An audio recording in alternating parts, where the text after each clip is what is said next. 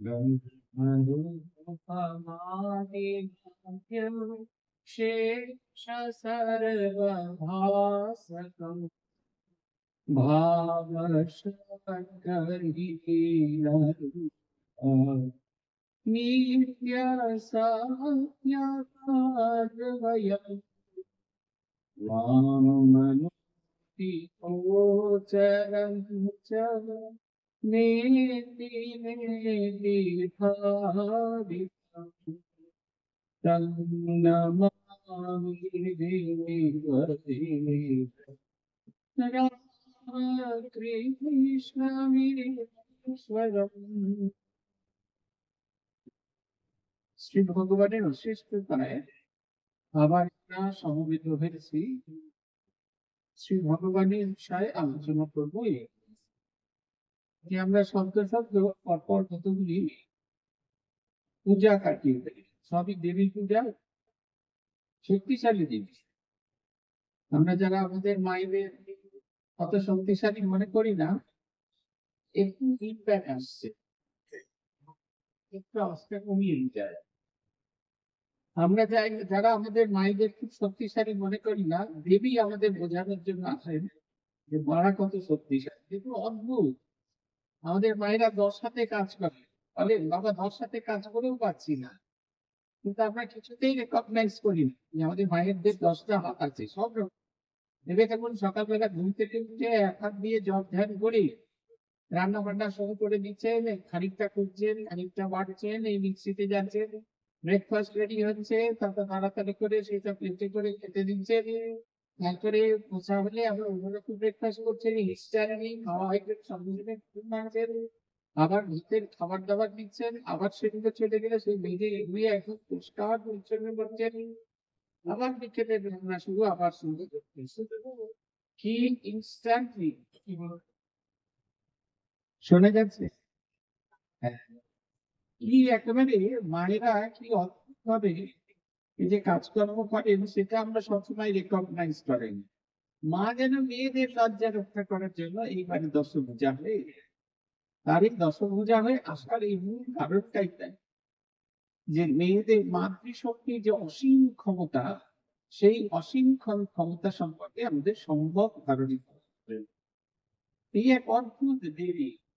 আপনারা দেখুন যে বলছে স্থান সংস্থান মহিষাসুরমর্দিনী, একটা ট্রায়াঙ্গেল ফর্মে দেবী দাঁড়িয়ে আছেন। দেখুন, ওপরে মা আছে, নিচে মহিষাসুর আছে, এদিকে সিংহ আছে। ভালো করে যদি লক্ষ্য করেন, আপনারা যারা স্কুল কলেজে গিয়েছেন, সবাই গিয়েছেন, ত্রিভুজের কনসেপ্ট আপনাদের সবার আছে। একবারে একটা ঊর্ধ্ববিন্দু আছে, দুটো অধবিন্দু আছে, এরকম ভাবে তার যে দাঁড়ানোর কায়দাটা সেই রকম ভাবে। মায়ের পায়ের কাছে, বাম পায়ের কাছে মহিষাসুর পড়ে আছে, তার উপর কি আছে, মায়ের বাম পায়ের আঙুলটা টেকিয়ে আছে। কিঞ্চিত ঊর্ধ্বম তথা বাম অঙ্গুষ্ঠম মহিষাসুর।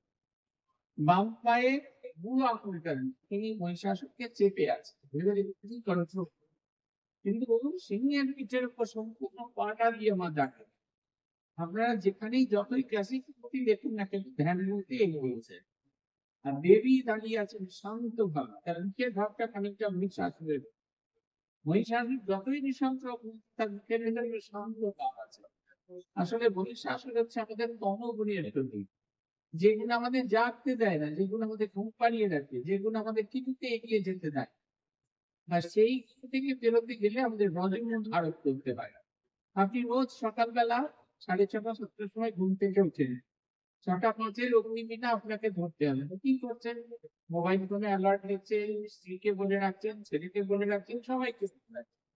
নিজে বারবার 5-এ রাত্রে ঘুম থেকে উঠে দেখছেন 5টা বেঁচে গেল কিনা, যাতে 6টা 5-এর অগ্নিমিনা আপনি ধরতে পারেন। এই যে প্রবল প্রচেষ্টা, যে আপনি ঘুমিয়ে থাকেন সেই ঘুমন্ত সত্যকে অতিক্রম করার জন্য, ঠিক সেই রকম ভাবে আমাদের ভেতরে 3টে গুণ আছে। একটা গুণ আমাদের ঘুম পাড়িয়ে রাখে, ভালো কাজ করতে দেয় না, খারাপ কাজ করতে দেয়। তার থেকে বেরিয়ে আসার জন্য প্রচন্ড কাজ করতে হয়। সেই কারণে এই রজগুণ, আর যদি রজগুণ যদি বাড়তে থাকে তাহলে তার কন্ট্রোল থাকে না। সেই কারণে দেবী হলেন সত্য গুণময়ী, তমগুণের শান্ত ভাব আর রজগুণের প্রবল কর্মতা, এই দুটিকে নিয়ে তিনি দাঁড়িয়ে আছেন। রজগুণটিকে একবারে পা দিয়ে চেপে রেখেছেন, কন্ট্রোল করে রেখেছেন। আর তমগুণ তো রজগুণের হাতে মরেই গেছে, সেই কারণে কিঞ্চিত উদ্দাম তথা বাংলা অঙ্গুষ্ঠম বজ্র। 10 হাতে 10টি অস্ত্র নিয়েছেন, প্রত্যেকটি অস্ত্র এক একটি জিনিসের কথা বলা আছে। একটি কথাই বলি আপনার, ঘন্টা বলছেন হীনস্তে দণ্ডতে জাগসি স্বরেণা পূর্য জগৎ, সা ঘন্টা পাতুম দেবী পাপে ভীমন সুতানন্দ। হীনস্তে দণ্ডতে জাগসি, ঘন্টা বাজলে কি হয়? দেব দৈত্যদের যে তেজ সেটা নষ্ট হয়ে যায়। স্বরেণা পূর্য জগৎ, স্বন শব্দের অর্থ হচ্ছে আওয়াজ। ঘন্টা যখন বাজতে থাকে ট্যাং ট্যাং ট্যাং ট্যাং করে বাজতে থাকে, দেখবেন আপনার ভিতরে অ্যালার্টনেস, ঘুমিয়ে পড়া আপনি জেগে ওঠেন। মাথার গোড়ায় মোবাইলে অ্যালার্ট দিয়ে রেখেছেন যে অগ্নিনাথ বলবেন 6টা 5-এ অগ্নিনাথ বলবেন, 5টা অ্যালার্ম দিয়ে রেখেছে। একবারে নাক ডাকিয়ে তলমল ভলমল করে ঘুমাচ্ছে, হঠাৎ করে অ্যালার্ট বাজতে থাকবে, ব্যাস আপনি ঘুম থেকে উঠে পড়বেন। এই যে খানিকক্ষণ আগে আপনি এমন বিছানার সঙ্গে একবার প্রায় লেগে গিয়ে ঘুমাচ্ছিলেন, আপনি জেগে উঠে এই যে গুণ আমাদের জাগিয়ে দেয় সেটি হচ্ছে এই রজগুণ।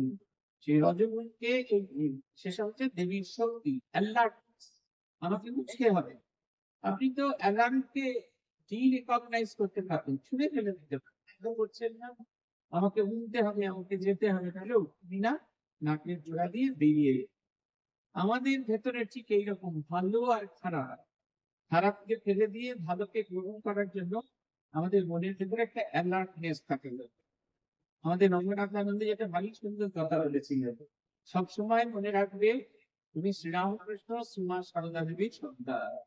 যখনই কোন খারাপ চিন্তা, খারাপ ভাব, খারাপ জিনিস আসবে, তখনই মনে করবে তুমি কার সন্তান। দেখবে অ্যালার্টলি তুমি আর কোনো খারাপ চিন্তা, খারাপ ভাবনার মধ্যে যেতে পারবে না। কারণ তোমার সবসময় মনে হবে খারাপ কিছু করলেই আর কিছু নয়, তার গায়ে কামি ছেটানো হবে। সেই কারণে কখনো খারাপ কাজ করবে না। সবসময় মনে রাখার চেষ্টা করবে তুমি শ্রীরামকৃষ্ণ শ্রীমা সারদা দেবী এবং স্বামীজির সন্তান। এইটি তিনি বারবার বলতেন। আমাদের যে স্পিরিচুয়াল হেরিটেজ, এটা মনে রাখা খুব জোর দিতেন। আমরা অনেকেই বলি গোত্রের কোনো প্রয়োজন, কিন্তু গোত্রের প্রয়োজন আছে। আমি কোন ঋষির বংশধর সেটা জানা দরকার। গোত্র প্রবরমালায় পরপর আমার বংশের উজ্জ্বলতম ঋষিদের নাম লেখা আছে। আমি যখন নিজের গোত্র জানি, নিজের গোত্রের ঋষিদের কথা জানি, তখন আমি কোনদিন কাজ করে উঠতে পারবো। দেবী দুর্গার ডান দিকে বাঁ দিকে যেরকম প্লেনের দুপাশে পালানোর দরজা আছে, সেরকম যুক্তি 4টে চাবিতে।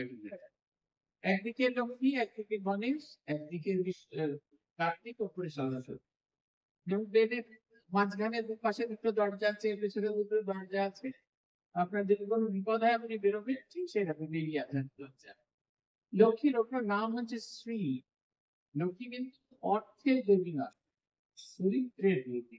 আপনার ভেতরের যে অর্থ, আপনি যদি অন্তরটা আপনার অর্থবান না, তাহলে আপনার ব্যাংকে যত কোটি টাকাই থাকুন না কেন, আপনাকে কোনো মানুষ মানবে না, আপনার কোনো দাম নেই।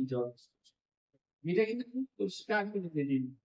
অর্থ দিয়ে কখনো মান হয় না, অর্থ দিয়ে কখনো সম্মান হয় না, সম্মান হয় না মনুষ্যত্ব দিয়ে।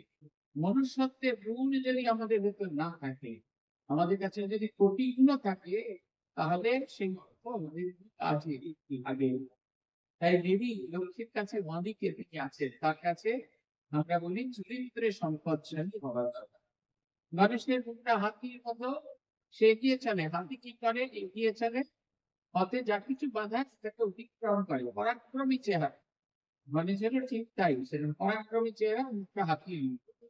আমরা যখন রাস্তায় নামি, কোন কাজ করতে শুরু করি, তখন সবকিছুতে বাধা এসে উপস্থিত হয়। শারদানন্দজি 1926 সালে একটি ভারী সুন্দর বক্তৃতা দিয়েছিলেন রামকৃষ্ণ মিশনের ভবিষ্যৎ নিয়ে। তিনি বলেছিলেন সব আন্দোলনকে 3টি পথ দিয়ে যেতে হয়। একটি হচ্ছে বিরুদ্ধতা, দ্বিতীয় হচ্ছে উপেক্ষা, আর 3 হচ্ছে গ্রহণ। আপনি যখন ভালো কাজ করতে যাবেন, কিন্তু লোকের বিরোধী থাকবে, এইখানে নিশ্চয়ই গুলতানি মারবে, তাই এরা এক জায়গায় করছে, ভালো কাজ করবে না। সব সময় বিরোধিতা করবে। তারপরে যখন বিরোধিতা করে হচ্ছে না, আপনি ভালো কাজ করেই যাচ্ছেন, চাকরি করবে। উপেক্ষা, নির্লিপ্ত অবস্থা। কিন্তু শেষে যখন গ্রহণ করে সেটা হচ্ছে সবচেয়ে কঠিনতম অবস্থা। তার কারণ হচ্ছে যতক্ষণ পর্যন্ত আপনার বিরোধিতা করছে, যতক্ষণ পর্যন্ত আপনার উপেক্ষা করছে, ততক্ষণ আপনি নিরন্তর চেষ্টা করছেন নিজের জীবনের মানোন্নয়ন করার। কিন্তু যখন আপনি গ্রহণ হয়ে গেলেন, তখন কিন্তু আমরা আমাদের নিজের জীবনের মানোন্নয়ন করার চেষ্টা করব। ভেবে দেখুন, দীক্ষা চাই, দীক্ষা চাই। এখানে গিয়ে বারবার গিয়ে বিবেকানন্দ ওই সাড়ে ৫০ সময়কে জয়েন করতে হচ্ছে। দীক্ষার ব্যবস্থা করে দিতেই হবে। এই রামমোহন অ্যাভিনিউ থেকে অমুদাকে ধরছি, দীক্ষার ব্যবস্থা করে দিতে হবে। কি আকুলতা! বই নিয়ে যেতে হবে, ঠিক আছে। বই নিয়ে গেলাম, বাড়ি থেকে ৫ পাতা পড়লাম। নির্দিষ্ট দিনে এসে ঘরে দাম করলাম। তারপরে জিনিসপত্র সব আগের দিন ভালো, ভালো দেখে জিনিসপত্র কেনা হলো। পরের দিন খুব কষ্ট করে ধুতি, পাঞ্জাবি পরে টরে শাড়ি-টাড়ি পরে দীক্ষা নিতে গেলাম। এই অবধি ঠিক ছিল।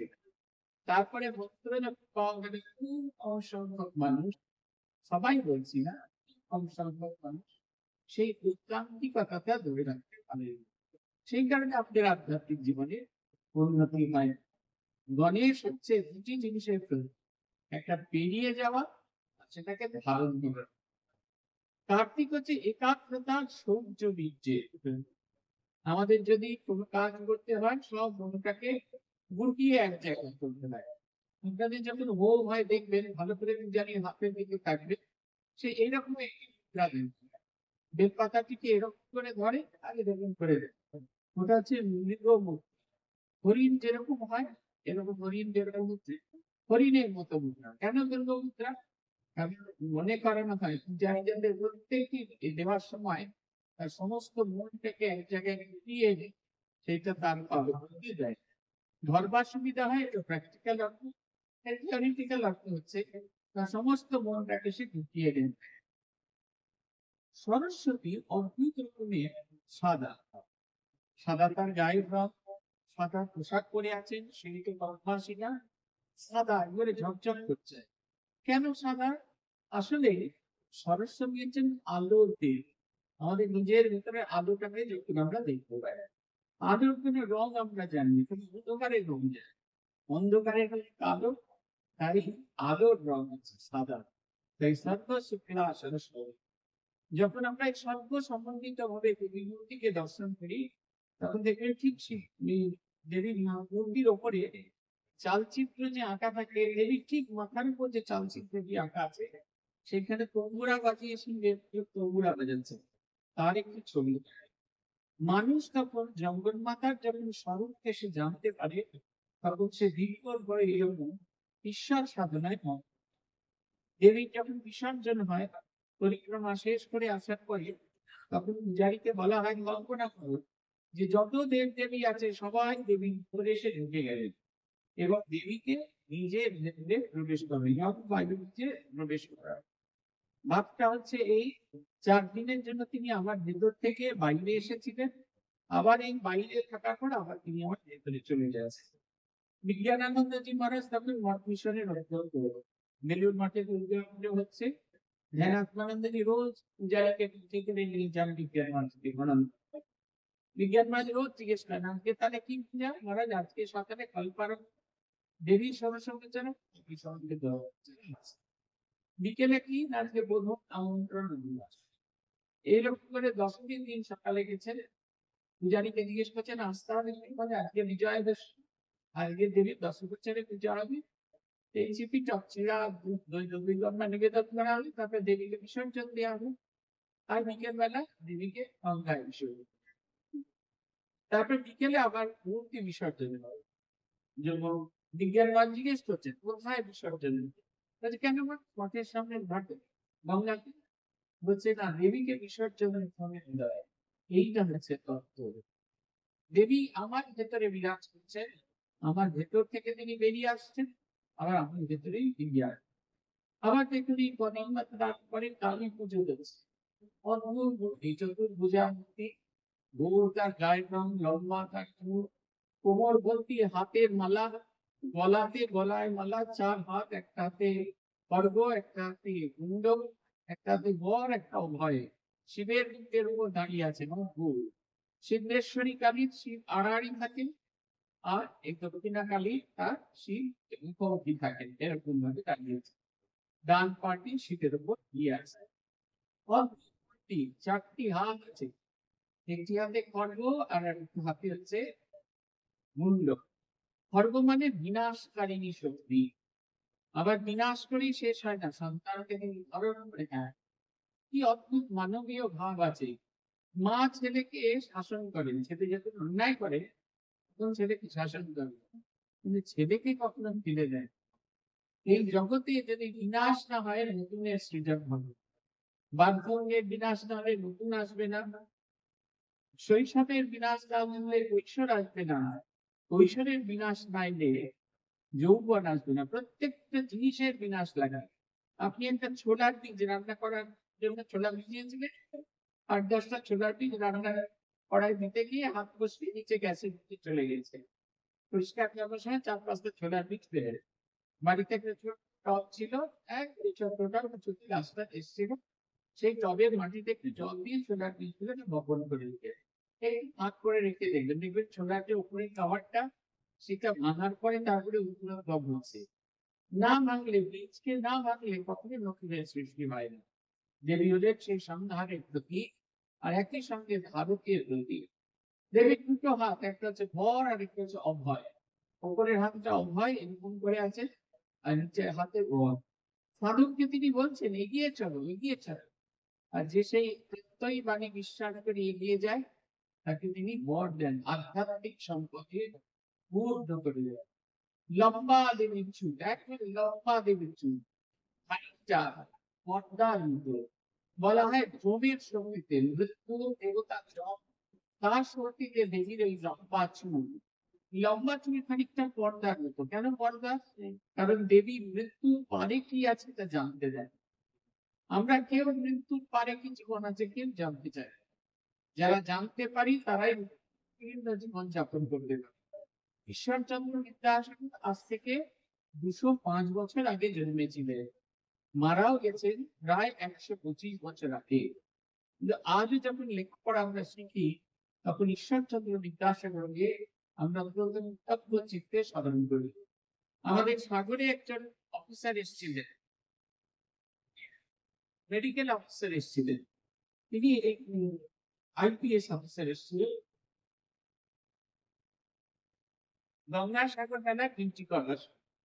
তিনি এসে বললেন একদিন তিনি আমার সঙ্গে দেখা করতে চান এবং আমার সঙ্গে কোনো এক মেলা খেতে যান।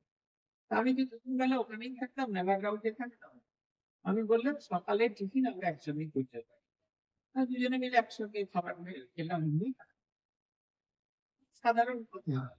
তারপরে যখন ফিরে যাচ্ছি, ওনার বাড়িতে চলে যাবে, মানে ওনার আমাদের যে গেস্ট হাউসের ঘরে চলে যাবেন, ওইখানে মন্দিরের সামনে দাঁড়িয়ে আমাকে একটা কথা বললেন, জানেন তো মারা, দুজন মহাপুরুষের কাছে আমরা রাজস্থানবাসীরা চিরকৃত। এক হচ্ছে রাজা রামমোহন রায়, আর দুই হচ্ছে ঈশ্বরচন্দ্র বিদ্যাসাগর। রাজা রামমোহন রায় ছিলেন বলে আমাদের মেয়েদের আর কোন সতীদাহ করা হয় না, আর ঈশ্বরচন্দ্র বিদ্যাসাগর ছিলেন বলে ওই ঝুমঝুম প্রদেশে মেয়েরা স্কুলে যায়, তারা লেখাপড়া শেখে। ভেবে দেখুন আমরা মনে রাখি বা না রাখি, জগৎ সংসারের কেউ বা কেউ মনে রাখছে। এই হচ্ছে মৃত্যুতীর্ণ জীবন। সাধকের সবসময় লক্ষ্য থাকবে একটা মৃত্যুতীর্ণ জীবন যাপন করা। দেবতাকে বলা যে মা তুমি তোমার আচরণটা সরাও, মা তুমি তোমার ফুলের গোছাটা সরাও। ওই ফুলের পারে কি আছে, ওই মৃত্যুর পারে কি জীবন আছে, আমরা দেখি, সেটা আমি দেখতে চাই। বেশি মানুষ আমরা দেখতে চাই। দেবীর গলায় দেখবেন মুন্ডমালা আছে, নিয়ম অনুযায়ী 50টা মুন্ড থাকার কথা। মুন্ড হচ্ছে বর্ণমালার জ্ঞান, যে মাথায় ব্রেন থাকে আমাদের, তাই জ্ঞানের প্রতীক হচ্ছে ওইটি। দেবী জ্ঞানের মালা গলায় করে আছে, 50টা যে আছে সেই বর্ণমালাকে তিনি নিয়ে আছেন। দেবী সরস্বতীর একটা ভারী সুন্দর ধ্যান আছে, আপনারা যারা পূজা অর্চনা করেন তারা জানেন। সেখানে বলা আছে পঞ্চাশত মুখাদৌ পরমধ্যমক্ষস্থলাম ভাস্বর মৌলিনিবদ্ধ চন্দ্রস্থলাম আগ্নেয় উত্তরদশদেবী मुद्राम् अक्षराणां सुधान्तकलशं विद्यां च हस्ताम्बुजे विभ्राणां शतप्रभां त्रिनयनां वाग्देवतां श्रेय। দেবীর শরীর তৈরি আছে জিনিসপত্র দিয়ে না, চামড়া হাড় এসব দিয়ে না। 50টা বর্ণ পাশাপাশি রেখে রেখে রেখে রেখে তাই দিয়ে দেবীর শরীর তৈরি। পঞ্চাশত পৃথিবীর তত্ত্ব মুখাদেও পদ্মস্তবক্ষস্থলা। হাত পা মুখ মুখ পা সব কিছু সেই দিয়ে তৈরি হয়েছে। দেবী গলায় সেই মুক্তমালা ধারণ করিয়াছে। লজ্জা নিবারণের জন্য যে মেখলা, সেটাতে এরকম করে এখান থেকে হাত কাটা রয়েছে। কাটা মানুষের হাত সেই কোমরে বাঁধা আছে। দেবীর পেট হচ্ছে কালের গর্ভ।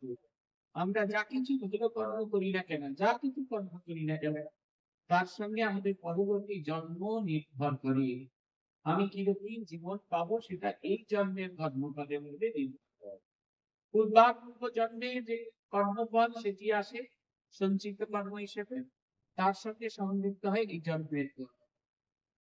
ওই কারণে কালের গর্ভে আমার কর্মফল লিপ্ত হয়ে আছে। সাধককে চেষ্টা করতে হয়, মুক্তি যদি সে চায় তাহলে পূর্বাপূর্ব জন্মে যে সঞ্চিত কর্ম, সে কর্মকে তাকে নাশ করতে হবে। এই জন্মের যাবতীয় কর্মফল সব নাশ করতে হবে। তার একটাই উপায়, কর্ম করা। আমরা যে যত গভীর ভাবে সুকর্ম করতে থাকবো, ততই আমরা এই কর্মফলের বন্ধন থেকে মুক্ত হতে পারি। দেবীর টকটকে লাল ঘি, সাদা দাঁতের শাড়ি দিয়ে দেবী সেটাকে ধরে ফেলে আটকে রেখেছে। ওই জীব হচ্ছে রজনীর প্রতীক, আর দাঁত হচ্ছে সত্য গুণের প্রতীক, সাদা ধবধবে দাঁত, তাই দিয়ে ধরে আছে। আর অদ্ভুত দেবীর হাসিটা, বুঝতে কিরকম হাসিটা, শুধু প্রসন্ন বদনা, অদ্ভুত তার মুখখানা যেন সুখে আনন্দে বিভোর হয়ে আছে। হাসিটার সঙ্গে আমাদের শ্রীমা সারদা দেবী হাসির একটা মিল আছে, খুঁজে দেখতে পেয়ে যাবে। ছোট শিশু যখন বদমাইশ করে, ঘুরে ঘুরে বেড়ায়, লাফালাফি করে বেড়াচ্ছে, দেখবেন মা বড় একটা তাকে বাঁধে, থামড়ে থামড়ে বলে। আদতে কিন্তু মা সেটাকে কন্টিনিউয়াসলি প্রশ্রয় দিয়ে যায়। ওই যে মায়ের মুখে একটা হাসি থাকে, যেটা বলা হয় প্রশ্রয় হাসি। এই যে গাছ থেকে বলে না, স্নেহাদনম সুপ্রসন্নম সাধুকা বিশ্বদায়ু, তার মুখে হাসি, স্নেহাদনম মানব হাসি, হাসিতে ভরপুর হয়ে আছে। মায়ের সেই রকম সন্তান সমস্ত ক্রিয়ায় তিনি যেন আনন্দিতা হয়ে আছে। আর পায়ের কাছে মহাকাল শুয়ে আছে, তিনি প্রত্যক্ষ করছেন ঈশ্বর। তিনি দেখবেন অপূর্ব চোখ দিয়ে তিনি দেবীকে দেখছেন। দেবী যখন লীলা করেন তখন তিনি শান্ত শুয়ে থাকেন, আর তিনি যখন লীলা করেন ভূমিতে, তখন দেবী নদীর উপর শুয়ে থাকেন। এইবারে যে দেবী আসছেন জগদ্ধাত্রী, তিনিও এক অদ্ভুত। একটা হাতির মাথা, তার উপর সিংহ দাঁড়িয়ে আছে, আর সিংহের উপর ভাগ করে চেপে বসে আছেন যে দেবী জগদ্ধাত্রী। একটা পা ঝুলছে আর একটা পা পায়ের উপর পা দিয়ে বসে আছে। গলায় দুইতে চিপে পড়েছেন সাপ, এইখানে সেই সাপের মাথাটা আছে চতুর্দিকে, একটা হাতে ধনুক বাণ, আর একটা আছে শঙ্খ, আর একটা আছে চক্র। এই দেবী বসে আছে, অর্ধচন্দ্র তিনি মাথায় ধারণ করে আছে। কেমন তার গায়ের রং? বালার রশ্মি। সূর্যের যখন যে প্রথম প্রথম যে সকালে সূর্য, দেখবেন সকালে সূর্য এই যে দিনের বেলা সূর্যের মতো টকটকে হলুদ হয়, লাল রঙের সূর্য। সেই লাল রঙটা সকালে সূর্যের স্নিগ্ধতার গায়ে। ত্রিনয়না, কালী, দুর্গা এবং জগদ্ধাত্রী প্রত্যেকে ত্রিনয়না। এই ত্রিনয়না কিসের প্রতীক? সূর্য, চন্দ্র এবং অগ্নি, এই তিনটি প্রতীক। সূর্য এই জগৎকে আলোকিত করে, সূর্যকে বলা হয় কর্মদায়িনী। সূর্য আছে বলে পৃথিবীটা শীতল নয়, সূর্য আছে বলে আমাদের যাবতীয় কাজ চলতে থাকে। সূর্য যখন অপসৃত হয়, চাঁদ সেই জায়গায় আসে। তার শক্তিটা অত নয়, স্নিগ্ধ, সে আমার মনকে উচ্চারিত করে। আর আগুন, সে আমার নিত্য বেড়ে ওঠা, আমার নিত্য আধ্যাত্মিক শক্তিকে জাগ্রত করে। আগুন যখন অন্ধকারের মধ্যে দেখা যায়, আমরা সবার আগে তাকে দেখতে পাই। যত আগুনের কাছে যাই, আগুনের আলোকে আমরা আলোকিত করি। যত আরো কাছে হই আগুনের উত্তাপে আমরা উত্তপ্ত হই, আরো কাছে গেলে আগুনের মধ্যে পুড়ে নিজের শক্তিকে আধ্যাত্মিক শক্তির প্রতীক হচ্ছে জ্ঞান অগ্নি।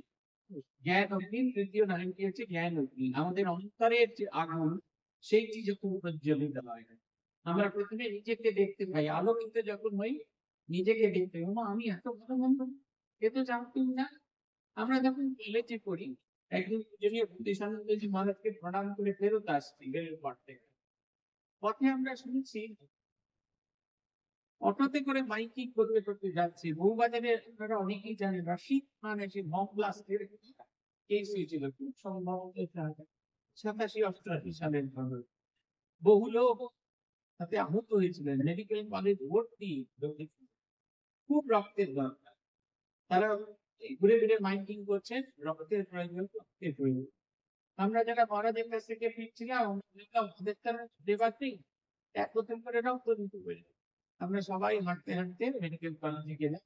এখন জামাই আপনি নিয়ে যাওয়া, নিয়ে গিয়ে এক বোতল করে রক্ত দেওয়া হলো। আমাদের হচ্ছে বেশি আকর্ষণীয় ছিল রক্ত দেবার পরে খাবার দাবার গুলো দেওয়া, কেক, পাউরুটি, কলা, ডিম এইসব গুলো খুব আকর্ষণ।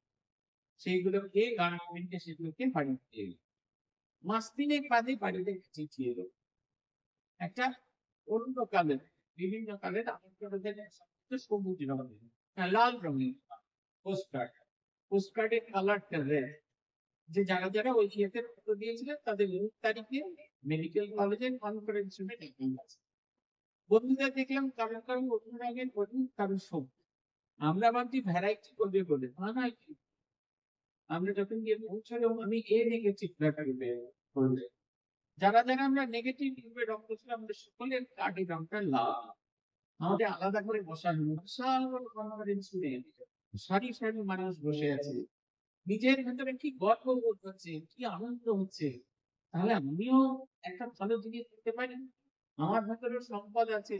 একদিন তো রক্ত ভাবলেও তো একমাত্র রক্ত, তার জীবনটাই মানুষকে গঠন করতে সাহায্য, মানুষের জীবনে কাল করতে সহায়তা করবে। আমি দীর্ঘদিন আমার এই বন্ধুদের যে দল ছিল, আমরা হাসপাতালে যাদের কেউ থাকার নেই তাদের জন্য রাত জাগি, তাদের চিকিৎসার ব্যবস্থা করি। সেইখানে দিনের পর দিন, আমি যেহেতু মর্নিং কলেজে পড়তাম তাই রাত্রেই জাগতাম একটু বেশি। তাই রাত্রিরে এমার্জেন্সি এবং যে আইসিইউ ওয়ার্ডে সেখানে দেখেছি মানুষকে প্রাণ বাঁচানোর জন্য কি আপ্রাণ লড়াই হচ্ছে। সেখানে একটা বড় ভূমিকা আছে ব্লাড, রক্ত দেওয়া, রক্ত পাওয়া। তাই তখন নিজেকে গর্ববোধ হচ্ছে যে আগুনের যত আমরা কাছে আসি তত আমরা আলোকিত হই, নিজের স্বরূপকে দেখতে পাই। আমি একটা সাধারণ মানুষ বলি যে স্বামীজিকে বলরাম বাবু লিখেছিলেন না, এই যে শ্রীরামকৃষ্ণের সেবা করে লাভ হলো, লাভ তো কিছু হয়নি। স্বামী খেপে গেছিলেন, স্বামী তার ভিতরে লিখেছিলেন যে একথা এমন কথা বলবেন না বলরাম, পশু ছিলেন মানুষ হয়েছেন দেবতা হবে। এই যে আমি যে মানুষ, ওই আগুনের আলো যখন পড়লো তখন বুঝলাম আমি মানুষ। আরো কাছে যখন এলাম ভালো কাজ করতে করতে, আমরা প্রত্যেকেই যখন ভালো কাজ করতে আসি এবং ভালো কাজের উৎসাহ আমার ভেতরে আসে, আমার ভেতরে স্পর্শ করতে থাকে। আরো যখন ভালো কাজ করতে থাকি তখন আমার সত্তাটাকে হারিয়ে ফেলি, সেই ভাবে গতিতে আমরা চলতে থাকি, আমরা সেই এক গতিতে চলতে থাকি। তাই এই দেবী, দেবী সব দেবী দেবী শ্রী নয়না, এই শ্রী নয়না এই বৈশিষ্ট্য শরীরের জ্ঞান আদি, এটি চন্দ্র এবং অপরটি হচ্ছে সূর্য। দক্ষিণ বাম দিকে রয়েছে চন্দ্র, উত্তরে রয়েছে জ্ঞান আদি। এই যে ইনি চতুর্ভুজা, চারটি হাত, একটি হাতে চক্র, একটি হাতে তীর, একটি হাতে বাণ এবং অপর হাতে শঙ্খ। ওই ঘন্টা যা কাজ করে শঙ্খ তাই কাজ করে। কি শুনতে গেলাম আপনারা বাড়িতে করে শাঁখ কজন বাজেন জানি না, শাঁখ বাজানোর আসল কারণ হচ্ছে জগৎবাসীকে জানান দিন শেষ হয়ে গেল, রাত্রি শুরু হলো। একটা দিন যে দিন কিনে নিয়ে এসেছিলাম সেই দিন শেষ হয়ে গেল, আমাদের ভেতরে জাগরণ ঘটনা, কি কাজে সে সময় নষ্ট করেছে। আরেকটা জিনিস হচ্ছে সন্ধিক্ষণ এসে উপস্থিত হয়েছে, এসো ভাই ভগবানের নাম বলি, তার জন্য সেই সংযোগটা নিয়েছে। আমার ভেতরের মানুষটাকে জাগ্রত করা যায়। শঙ্খ এবং বাঁক একাগ্রতা এবং এই যে যখন জ্যা দিয়ে টানি এমনি করে টানে, সেটি শক্তিমত্তা আকৃতি। আমরা শুধু একাগ্র হলে হবে না, মন প্রাণ উজাড় করে শক্তিময় হয়ে যায়। আর চক্রী ওই চারদিকে সিংহের উপর বসে আছেন। সিংহ হলেন রজোগুণ। কেন বসে আছে? পায়ের উপর পা দিয়ে আপনারা যখন চা খান, আপনারা এখন এখানে আপনারা ইয়ে পান কিনা জানি না, আড্ডা দেওয়ার জন্য রক আছে কিনা জানি না। আমি তো উত্তর কলকাতার মানুষ, পাড়ায় পাড়ায় রক দেখেছি। ইদানিং দেখলাম যখন একটু পূর্বাশ্রমের আশেপাশে ঘুরছিলাম, দেখুন রকগুলোতে সব গ্রিল দিয়ে আটকে দিয়েছে, যাতে কেউ না বুঝতে পারে। কিন্তু আমরা যখন ছোট ছিলাম, রকগুলো প্রাণ ছিল। এই রকের গল্প শুধুই টেনিদাস সৃষ্টি হয়েছিল, জানেন তো? আমি টেনিগুঞ্জিকে দেখেছি। টেনিগুঞ্জিকে দেখতে একদম টেনিদার বর্ণনা আছে, টেনিগুঞ্জি একদম ঠিক ওই রকম। ভালো একটা নাম ছিল, ডাক নাম ওনার টিনি, পদদিদি খুঁজছে। আমি যে বিজ্ঞানের যে গল্পগুলো আছে, টেনিদার দ্বিতীয় ভাই নারায়ণ গঙ্গোপাধ্যায় ওনার বাড়িতে ভাড়া থাকতেন, একতলার বাড়িতে ভাড়া থাকতেন। সেই জানলার এই পাশে বসে নারায়ণ গঙ্গোপাধ্যায় শুয়ে শুয়ে বই লিখতেন, আর ওই ছেলেপুলেদের গল্প। টেনিদার মেজ ভাই, তিনি পেশায় উকিল ছিলেন। তিনি খুব সুন্দর গল্প করতেন, আমরাও মোহিত হয়ে থাকতাম। ওনার গল্পে মোহিত হয়ে থাকতাম, এত সুন্দর গল্প করতেন। এমন শুনতে বিদেশি যুদ্ধের গল্প করতেন, সিনেমা দেখে এসে আমরা ভাবতাম সত্যি সত্যি যুদ্ধ করে নেমে এসে আমাদেরকেই অভিজ্ঞতা চলে গেছে। এবং সেই গল্প বলতে বলতে অনেক সময় জল টল মিশিয়ে দিতেন, আমরা বুঝতে পারতাম না। আমাদের কাছে হি ওয়াজ আ হিরো। নারায়ণ গঙ্গোপাধ্যায় ওই দুটিকে একসঙ্গে করলেন, ওই চেহারা আর ওই গল্পগুলো, ওই নিয়ে টেনিদাস সৃষ্টি হলো। নিজ ভাই ওই রকম পেট্রো গাছ ছিল প্যালারাম, তাই সে প্যালারাম ওইভাবে চরিত্রের সৃষ্টি হলো। ইদানিং আর রক নেই। রকে কেন বসে মানুষ? বেশ জমিয়ে বসে করতে পারে। দেবীও সিংহের উপর জমিয়ে বসেছে। সিংহ হচ্ছে রজগুণ, সত্যগুণ তার উপর চেপে বসে আছে, যাতে রজগুণ এত কিন্তু নাড়ানাড়ি না। আর হাতির মাথা সেটা হচ্ছে করিন্দ্রাস, পশুকে বধ করছে সিংহ। সিংহের পায়ের তলায় করিন্দ্রাসের মাথা, তার উপর সিংহ, তার উপর দেবী বসে আছে। অপূর্ব সেই মূর্তি। এই পরম্পরায় একের পর এক দেবী আসেন, প্রত্যেক বছর আসেন। কেন আসেন? আমাদের বারবার করে মনে করিয়ে দেওয়ার জন্য। আমরা মরজগতের জীব, জীবন হয়েছে আমরা নিশ্চিন্ত নিশ্চিন্ত করে মারা যাবে। কিন্তু স্বামীজি যা বলছেন যে বেঁচে যে জগতে এসেছিস, একটা দাগ রেখে যাওয়া, দেওয়ালে দাগ রাখা না, বাড়িটা পেন্ট করে দিয়ে যাও, এমন একটা উজ্জ্বল জীবন যাপন করে যাওয়া, যে বলতে পারে বড় যাকে মানুষ চিনতে মনে রাখতে পারে। এই হচ্ছে দুর্গা তত্ত্ব, দেবী কালী তত্ত্ব, এবং হচ্ছে জগৎ ধাত্রী তত্ত্ব, যেটি নিয়ে আমরা আজকে আমাকে চর্চা করতে বলা হয়েছিল। আমি সেটি নিয়ে চর্চা করব। আমরা কতদিন আমরা করছি হচ্ছে পরমার্থ প্রসঙ্গ। পরমার্থ প্রসঙ্গে 8 নম্বর অব্দি, 8 নম্বর সূত্র অব্দি আমরা পড়াশোনা করেছি। আমরা এখন এটা আমাদের নিজেদের লেখা পড়ে ফেলেছি। 8 নম্বর সূত্রে বলছে, আধ্যাত্মিক জীবন লাভ করতে হলে সাকার দরকার। আমি নিজের চেষ্টায় সাধন ভজন করে ভগবান লাভ করব, এই দৃঢ় সংকল্প নিষ্ঠার সহিত 3-4 বছর রোজ অন্তত সকাল সন্ধ্যায় প্রত্যেকে বারে 2 ঘন্টা করে আসলে বসে জপ ধ্যান করে যাও। সাধন ভজন করতে গেলে উচ্চ আধ্যাত্মিক অনুভূতি পেতে হলে শাখা দরকার। ছেলেদের চেহারা চেষ্টা, চেষ্টাটা দরকার। চেষ্টা না হলে কিচ্ছু হয় না। চেষ্টা যদি না করি, তাহলে কালি ঝুটিওয়ালা বাসনে যেরকম পুরস্কার দেয় না, চেষ্টা না করলে স্যালারির যে টেবিল দেয়, সেগুলোকে দেখে ইনক্রিমেন্ট তার সঙ্গে দিতে হলে স্যালারি টেবিলও তৈরি করা যায়। চেষ্টা করতেই হয়, সব ক্ষেত্রে চেষ্টা করতে হয়। আমাদের অহিত জ্ঞান কিছু থাকে, অনহিত জ্ঞান কিছু থাকে। অন্যের সাহায্যে চেষ্টায় আমরা এগিয়ে যাই। সাধন জীবনে কি করে হয়?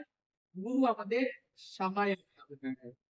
তিনি পথ চলে এসেছেন, তিনি এই পথ জানেন, তিনি আমাকে পথ যাবার রাস্তা বলে দেন। আমাকে একজন বলে দিলেন যে এইভাবে এটা হচ্ছে বিবেকানন্দ বাণী প্রচার সমিতি, এইভাবে গাড়িটা এইরকম করে গেলে ওই হলে পৌঁছে যাবে। আমি যদি ওইখানেই বসে থাকতাম, না আমি যাবো না, আমার এখানেই চাই, হলটাকে এখানেই চাই, তাহলে কি হলটা টুকরো টুকরো করে কেটে আমার ওখানে যেত না। আমাকে হেঁটে আসতে হবে। এই চেষ্টাটা আমাকে করতেই হবে। আধ্যাত্মিক জীবনেও তাই। মহারাজ বলছেন দুবেলা ২ করে বসতে। ২ করে বসা ভীষণ শক্ত। আপনারা তো মেরে আমায় পার করে দিলেন। মহারাজ বলে চলে গেছেন তাই। আমি বললাম আমি মেরে এখানে পার করে শুইয়ে ফেলে মারবেন। তাই চেষ্টা করতে হবে। দুবেলা চেষ্টা করবে। চেষ্টা করলে হবেই হবে। আধ্যাত্মিক জীবনটা এমন একটা জিনিস জানেন তো, এটা কেউ বলে দিতে পারে না। আপনাকে নিজেকে অনুভব করতে হয়। যেরকম দূর থেকে মিষ্টি দেখলে মিষ্টির দোকানে সারি সারি মিষ্টি রাখা আছে। আপনি মিষ্টিওয়ালাকে জিজ্ঞেস করলেন, কোন মিষ্টিটা ভালো? সে কোনটা বলবে? সবটাই তার কাছে ভালো। তো বেচতে হবে। কিন্তু আপনাকে জানতে হবে, এই যে রাবড়িটা তৈরি হয়েছে, এই ওপরে শর্ট দেওয়া রাবড়ি, এটা হচ্ছে ছানা ছানা চিরা ভাজা। সেটা অনেক বেশি সুস্বাদু। কিন্তু আলাদা আলাদা করে না দেখলে তার প্রতিটা আলাদা আলাদা করে না জানলে কিছুতেই কিছু হবে না। আধ্যাত্মিক জীবনের উন্নততর অভিজ্ঞতা, উন্নততর এই আনন্দ পেতে গেলে আমাদের চেষ্টা করতেই হবে। চেষ্টার বিঘ্ন আমাদের জীবনে আরো কিছু। আমার মনে আছে আমরা তখন সদ্য সদ্য সাধু হতে এসেছি। আত্মস্থানান্দাজিকে একদিন বলছি যে আমার খুব সে চেষ্টা করি। মহারাজ বলছেন তোরা চেষ্টা করিস। বাকিবাদের দল নাম চেষ্টা করে ৩:৩০ থেকে অহংকার করে বলবো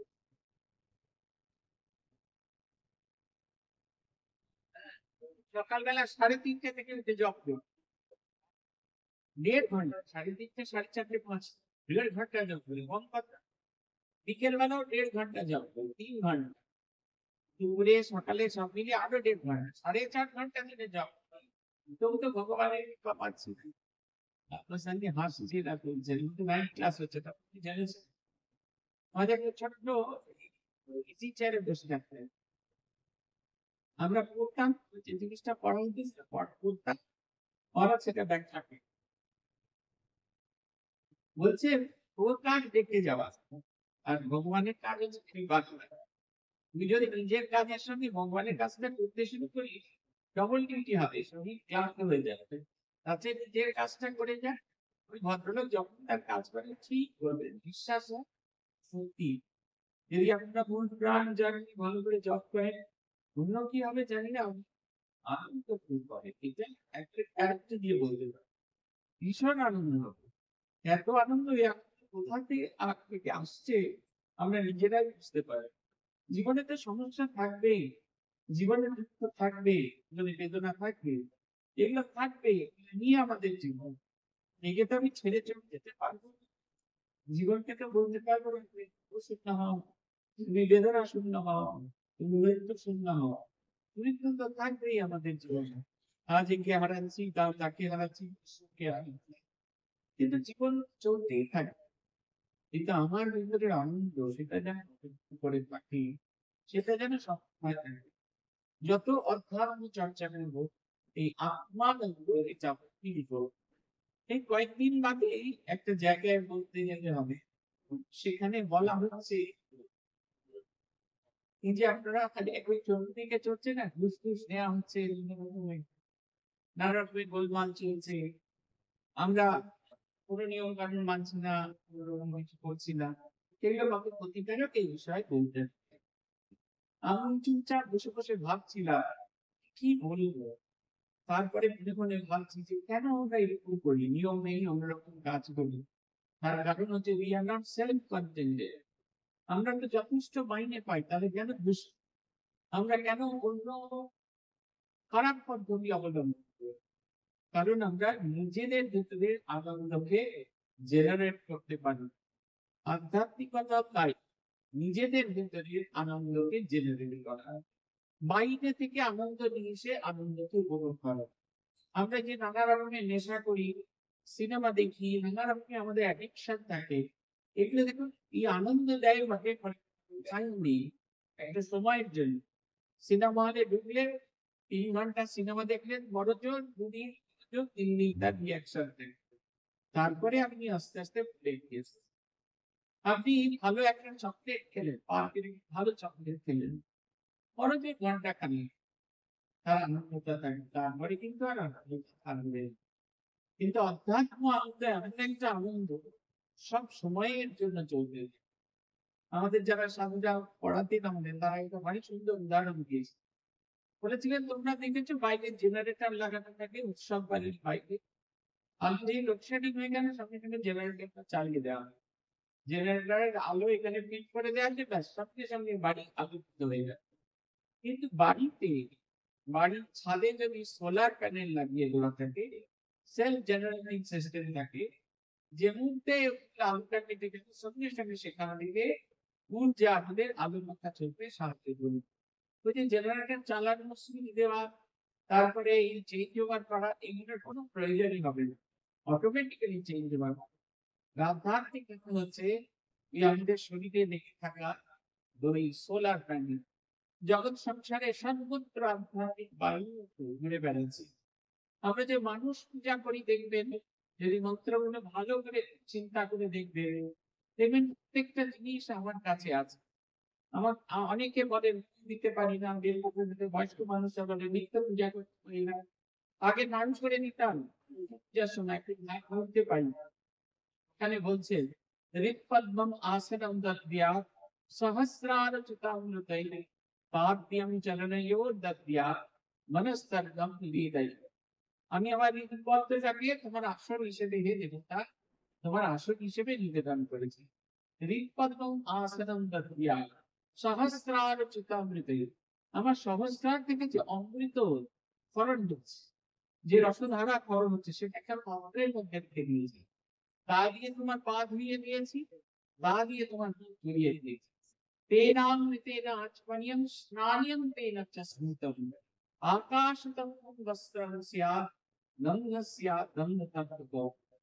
তা দিয়ে তোমার মুখ ধুইয়ে দিয়েছি, তা দিয়ে তোমার পা ধুইয়ে দিয়েছি, সেই সুধা দিয়ে তোমাকে স্নান করিয়ে দিয়েছি।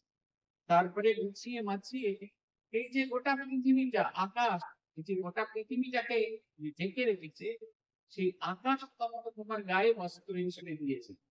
আর জগৎ সংসারে যে গন্ধ তত্ত্ব লুকিয়ে আছে, সেই গন্ধ তত্ত্ব তোমার গায়ে মাখিয়ে দিয়েছে। আগেকার দিনে এখন যেমন ফাউন্ডেশন লাগে, ওই ফাউন্ডেশন হচ্ছে আগে এখন তখন ফাউন্ডেশন ছিল চন্দন লাগানো হতো। আর ইদানিং মায়েরা এরকম জায়গায় সব লাল টাল লাগায়, কি বলে সেটা হচ্ছে অম্লেপন মুক্ত চন্দন।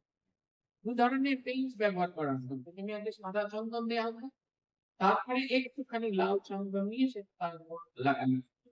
গন্ধানুলেপন, গন্ধ এবং অনুলেপন, এই সাদা চন্দন লাল চন্দন দিয়ে পুজো করা, এইটা হচ্ছে কথা। দুটো মূল আলাদা আলাদা করে নিতে হয়, একটাই গন্ধ, একটা অনুলেপন। দেবতার যখন পুজো করা হচ্ছে দুটো লাগাতে হবে। ইদম সচন্তনা এষ গন্ধ চ অনুলেপনম সর্বদেবেশ্বরায় শ্রীরাম কৃষ্ণায়। বলছে গন্ধস্যাৎ গন্ধ তত্ত্বকম। এই জগৎ সংসারে যে গন্ধ তত্ত্ব বিরাজ করছে, দেখুন এই একটি খেয়ে এইখানে গোলাপ ফুলও লাগানো হলো, এখানে টগরও লাগানো হলো, শিউলি লাগানো হলো, গন্ধরাজ লাগানো হলো, আবার নয়নতারা লাগানো হলো। একই মাটি দেখে এক একটা ফুল হচ্ছে, প্রত্যেকের আলাদা গন্ধ। সেই রকম ভাবে জগৎ সংসারে আধ্যাত্মিক গন্ধ সব ছড়িয়ে আছে, তা আমার হৃদয়ের মধ্যে বিকশিত হোক। তাই বলছেন এই গন্ধ তত্ত্ব যা দিয়ে সবার ভেতরে আধ্যাত্মিক গন্ধ বিকশিত হয়, সেই গন্ধ তত্ত্ব তোমার গায়ে মাখিয়ে দিলাম। গন্ধ তত্ত্ব নিবেদয়, এইরকম ভাবে এগিয়ে চলেছি। পদ্মাসনম দদ্যা সংস্রাবিতামৃতৈঃ পাদ্যম চরণয়োর দদ্যা মনস্ত্বর্গম নিবেদয়। তেনামৃতেন আচমনিয়ম স্নানিয়ম তেন চ স্তুতম আকাশতত্ত্বং বস্ত্রং স্যাৎ গন্ধ স্যাৎ গন্ধতত্ত্বম। চিত্তম প্রকল্পয়েৎ রূপম, চিন্তান প্রকল্পয়েৎ পুষ্পম, রূপম প্রমাণ প্রকল্পয়েৎ তেজস্তত্ত্বঞ্চ দীপার্থম নৈবেদ্যম সাচুদামি। আমার মনটাকে ফুল হিসেবে তোমার পায়ে নির্ধারণ করেছি। আমি যে এমনি এমনি এমনি এমনি করে ঘুরে বেড়াচ্ছি, আমার ইন্দ্রিয়গুলো সবসময় ঘুরে বেড়াচ্ছে, এইটা তোমার নাচ গান হিসেবে রেখে দান করবে। আমার প্রাণতত্ত্ব রূপ হিসেবে নিবেদন করবে।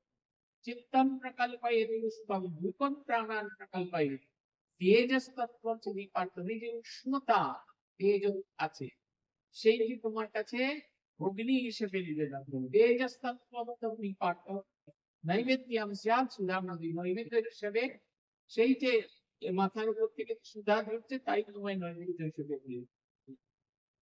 অনাহত ধ্বনির ঘণ্টা এইরকম ভাবে চলছে, অনাহত ধ্বনি চিরন্তন ঘণ্টা যেরকম টং টং টং টং করে বেজে চলে, ঠিক সেই রকম অনাহত ধ্বনি দিয়ে এই চলছে। এই যে আমাদের চতুর্দিকে যা কিছু আছে সব দিয়ে মনে মনে আমি দেবতাকে পূজা করতে পারি। আমার আলাদা করে ধূপ লাগবে না, আমার আলাদা করে পুষ্প লাগবে না, আমার আলাদা করে চন্দন লাগবে না, ওই কারণ কথা আজকে একজন জিজ্ঞেস করছিলেন, তিনি খুব ব্যস্ত মানুষ, তার স্ত্রী খুব ভালো করে গোপাল পূজা করতে, স্ত্রী মারা যাওয়ার পর গোপালকে আলমারির মধ্যে ঢুকিয়ে রেখে দিয়েছে। এতদিন পর তার মনে হচ্ছে গোপালকে আলমারির মধ্যে রাখাটা হয়। এইবার গোপাল তো বেরিয়েছে, এইবার নতুন ভক্তি নবান রাখবো, সকালে কি খেতে দেবো, রান্না খাবার খেতে করি, আসবার আগেই মেসেঞ্জারে লিখছিলেন। আমি ওনাকে বললাম সবচেয়ে ভালো খাদ্য ভগবান খেতে খুব ভালোবাসেন, সেটা হচ্ছে জপের ফল। ভালো করে মন প্রাণ দিয়ে জপ করবেন আর কল্পনা করবেন 108 করে জপ হচ্ছে, একটা করে আইটেম কি রান্না করে ঠাকুরের পাতে দিন, দুটো লুচি একটুখানি আলু দরকার, আবার 108 জপ হলো, আলু ফুলকপির তরকারি, তারপরে আবার 108 জপ হলো, আলু পটলের তরকারি, আবার একটু জপ হলো, একটু চাটনি, একটু পায়েস, মুখ ধোয়ার জল দেওয়া হলে আমি একটু জপ হলে পান নিতে দিন না, আপনি চপর চপর করে খেলে মানে আমরা যদি আমাদের ভিতরের অন্তর্নিহিত যে সম্পদ আছে তাই তাকে উৎসর্গ করি। তাই মহারাজ বলছেন পুরুষ কার দরকার, বলছেন 10 নম্বর সূত্র, সংসারীদের পক্ষে বেশি প্রাণায়াম করা ভালো নয়। যারা বেশি প্রাণায়াম করতে ইচ্ছুক তাদের যথাসময়ে পরিমিত পুষ্টিকর সাত্বিক আহার, নিয়মিত কার্যকলাপ, শূন্য জীবন, স্বাস্থ্যকর নির্জন স্থান, বিশুদ্ধ বায়ু, কোষ্ঠ পরিষ্কার, স্বল্পবাসী এসব হওয়া চাই। আর সর্বোপরি ঠিক ব্রহ্মচর্য পালন করা দরকার। এসব ব্যতিক্রম হলে হৃদরোগ বা মস্তিষ্কের রোগ হবে। যেহেতু যোগযোগিনী সেটা না করাই ভালো, আমাকে থেকে না করেছিলেন প্রাণায়াম করবে না, আমরা বেশি করবো না, আর একটা দুটো করবো, আপনারা অধৈর্য হবেন না। জপ ধ্যান করতে করতে যখন মন স্থির হবে, শুদ্ধ হবে, তখনই মনই তোমার গুরু হবে। অন্তরেই সকল বিষয় বুঝতে পারবে, সংশয় ও প্রশ্নের সমাধান। তোমাকে পরপর যা করতে হবে কিভাবে চলতে হবে সব বলে দেবে, এ কথা খুব সত্য। যখন আমরা খুব জপ ধ্যান করি, আপনারা যারা খুব জপ ধ্যান করেন দেখবেন মন স্থির হয়ে যায়, এটা সবার আগে। মন দিয়ে জপ ধ্যান করলে মন স্থির হয়ে যায়। কেন হয়? পরের বলছে জপ করার সময় নিশ্চিত মূর্তিও ধ্যান করতে করবে, নইলে জপ জমে না। পূর্ণমূর্তি ধ্যান না গেলেও যেটুকু আসে তাই নিয়েই ধ্যান আরম্ভ করবে, না পারলেও বারবার চেষ্টা করবে, না এলে ছাড়বে কেন, নাচর বান্ধা এই হবে। ধ্যান সহজে মনে করলেই হয়, মনকে অন্য বিষয় থেকে দিয়ে এও রাখবার চেষ্টা করতে হবে, করতে করতেই হবে। এই যে জপ ধ্যান করলে মন যে স্থির হয়, তখন মন একটি বিষয়ের প্রতি নিবিষ্ট হয়ে যায় এবং সেই বিষয়ের এত বেশি আনন্দ, তখন অন্য কোনো জিনিসের প্রতি আমাদের মন আসে। দেখবেন ছেলেপিলেরা যারা খুব সিরিয়াসলি পড়াশোনা করে, মায়েরা যারা খুব সিরিয়াসলি রান্না বান্না করে, বাবারা যারা খুব সিরিয়াসলি কাজ কর্ম করে, যখন খুব সিরিয়াসলি কাজ কর্ম করে কোনো কিছু তার মধ্যে আসে না। আমি একজন অভিনেতাকে চিন্তা, কে আমাকে বলেছিলেন তুই যাবি একাডেমি অফ ফাইন আর্টস এর অভিনয় দেখলে, কিন্তু নাটক শেষ তাহলে আমার সঙ্গে দেখা করতে আসবি না। কেন আসবি না? আমি তো ওদিকে থাকতে পারবো না, ওদিকে মন দিতে পারবো। সেই ক্যারেক্টারটা তার কাছে এত মিনিট হয়ে যায়, তিনি আর অন্য কোনো বিষয়ের মধ্যে নজর দিতে পারেন না। শাওলি মিত্রকে দেখেছিলাম অভিনয় করছেন না প্রগতি অনাথ। তিনি প্রথম রাউন্ডে অভিনয় করে এসেছিলেন, দেখছি সেকেন্ড রাউন্ডে অভিনয় করতে যাবেন, মেন রুমে এসেছেন, ওরা যারা মেকআপ তারা এমনি করে পরিষ্কার করে দিয়েছেন, হাম মুছে দিচ্ছেন, আবার খানিকটা মেকআপ করছেন, চোখে কিছু লাইনার ঠিক করে দিচ্ছে, কিন্তু শাওলিদি একেবারে চুপ করে স্তব্ধ হয়ে বসে আছেন। তিনি ওই দ্রৌপদীর ওই ক্যারেক্টারটা থেকে বেরিয়ে আসতে পারছেন।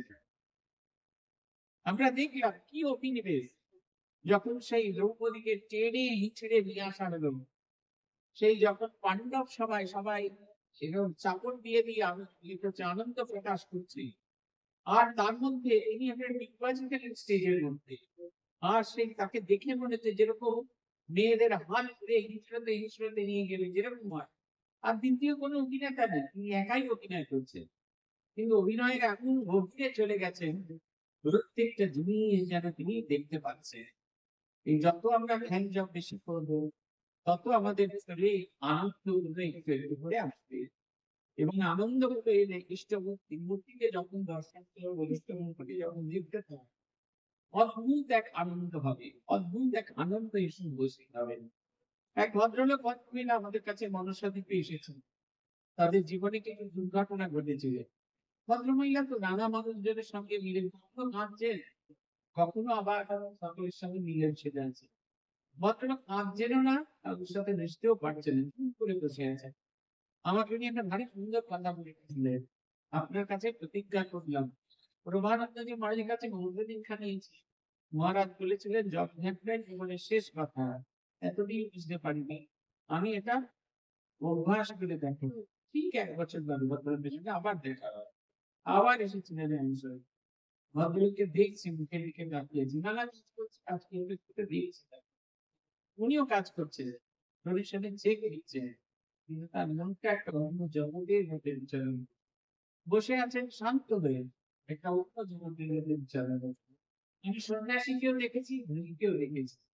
ভূতেশানন্দজি মহারাজের কাছে গেছি, মহারাজ রোদ্দুরে বসে আছেন, জানলা দিয়ে রোদ্দুর এসেছে, মুখ থেকে পা অব্দি নিচে রোদ্দুরে বসে আছেন। আমরা খাবার নিয়ে গেছি, দুপুরে ঠাকুর ভোগ বই নিয়ে গেছি। সেদিন বিশেষ পূজা ছিল, বিজ্ঞানানন্দজি মহারাজের জন্মতিথি, তাই অনেক রকমের খাবার হয়েছে।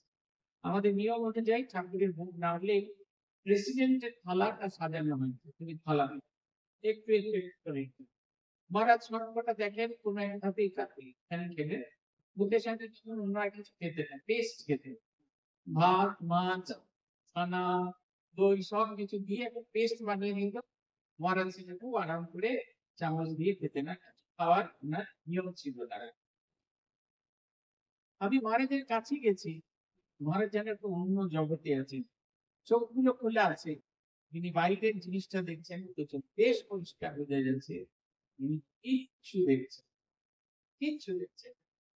রঙ্গনাথানন্দজি সন্ন্যাস নিতে এসেছেন 2005 সালে, ঠাকুর মন্দিরে বসে সন্ন্যাসের জন্য খুব লম্বা ছিলেন, একটা উঁচু চেয়ার দেওয়া হয়েছে, চেয়ারেতে একটা লম্বা পাদানি আছে, পাশে ইটার উপর বসে করে বসে চোখ বন্ধ করে ধ্যান করছে, মনে হচ্ছে যেন পাথরের একটা টুকরো। আমি যেকে ডাকবো যে মহারাজ এবার ইয়ে দিতে হবে, ইংলিশ বলতে দিতে হবে, শিক্ষা কাটতে হবে, এগুলো করতে হবে, সাহস করে বলতে পারছি না। মনে হচ্ছে একটা অরা তৈরি হয়েছে, তার চতুর্দিকে একটা যেন বৃত্ত তৈরি হয়েছে, যে বৃত্তের ভেতরে আনন্দ নিতে পারবো। আবার গৃহস্থ মানুষদের দেখেছি, তাদের ভেতর এক লোক, এটা বিশ্বাস এনে দিয়েছে নিজের মনের মধ্যে, মন প্রাণ উজাড় করে সাধন ভজন করলে, সমস্ত কিছু করলে এই আনন্দ আমরা পাই। এই আনন্দ সন্ধান করতে আমরা এসেছি। এই যে ঘর বাড়ি ছেড়ে এসেছি, কত রকমের কাজ কর্ম সব ছেড়ে এসেছি, কেমন করে এই আনন্দটা পাবো সেইটা জানবো বলে এসেছি। সেই জানার উদ্দেশ্যে, সে আনন্দটাকে পাওয়ার উদ্দেশ্যে আমরা এসেছি, এবং এই উদ্দেশ্য দিকে যত আমরা এগিয়ে যাব, আমরা সেই আনন্দের বাসী, আনন্দ লোকের বাসী হবো। এবং যত সেই আনন্দ লোকের বাসী হতে থাকবে, তখন এই জগৎ সংসারে কাউকে আমার লাগবে না। স্ত্রী ছেড়ে চলে গেলে, মারা গেলে, তাতে কিছু এসে যাবে না, স্বামী ছেড়ে চলে গেলে আমার কিছু এসে যাবে না, আমি নিজের আনন্দে নিজের ভরপুর হয়ে শ্রী ভগবানের কাছে প্রার্থনা, তিনি আমাদের অন্তরে এই শক্তি প্রদান করুন, আমরা যেন সেই আনন্দের আনন্দ লোকের বাসিন্দা হতে পারি, আর সেই আনন্দের ভাগিদার হয়ে নিজে আনন্দময় হয়ে যাবে। আর এই পর্যন্ত শ্রী ভগবানের কৃপা হলে আগামী মাসে আপনাদের সাথে দেখা হবে। ওম শান্তি শান্তি শান্তি। হরি ওম তৎসৎ। শ্রীরাম।